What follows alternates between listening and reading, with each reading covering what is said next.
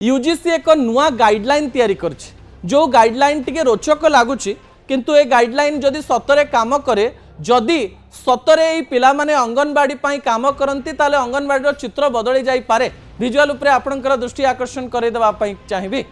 UGC एक नुआ guideline तैयारी करछि गाइडलाइन रो अंश हेउछि जे यूनिवर्सिटी विश्वविद्यालय बा कॉलेज गुड़िकर छात्र छात्री माने अंगनवाड़ी रे जाई इंटर्नशिप करिवे अर्थात एमाने अंगनवाड़ी उन्नति पाई कार्य करिवे। उदाहरण स्वरूप भावंतु रेवेन्सा विश्वविद्यालय रो एजुकेशन डिपार्टमेंट रे बा जहाँ सोशल वर्क डिपार्टमेंट हो सोशियोलॉजी डिपार्टमेंट हो बा आर्ट्स रो विभिन्न स्ट्रीम रो हो पिला माने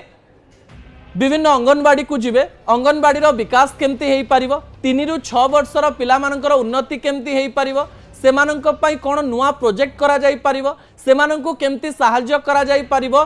सेथि पई सेमाने ब्लूप्रिंट प्रस्तुत करिवे। अर्थात एई निर्देशावली रे लेखा जाईची विश्वविद्यालय एवं कॉलेज माने निज अंडर रे प्राय 4 रु 5टी अंगनवाड़ी रखिबे एवं एई अंगनवाड़ी विकास पई एई विश्वविद्यालय छात्र छात्री माने काम करिवे। अर्थात 18 वर्ष रु 22 वर्ष मध्य थिबा पिला माने एई छोट छोट पिलांकर भविष्य निर्धारण करिवे एवं सेमाने एमानंक पई ब्लूप्रिंट प्रस्तुत करिवे। जेतेबेले एई निर्देशावली आमे सुनुचु सेतेबेले लागुची एहा एक बड़ परिवर्तन अटे जो छात्र छात्री माने केवल कॉलेज क्लास रे पाठ पढ़ंती जो माने फील्ड को जाई पारंती नाही सेमाने सतरे गाँ मानंकु जाई एई अंगनवाड़ी रे 3 वर्ष रु 6 वर्षर ओडिशा एवं भारतर भविष्यत मानंक पई कोन काम करिवे सतरे एमानंकर काम अंगनवाड़ी विकास रे सहाय्य करिवो कि नाही एवं अंगनवाड़ी विकास सहित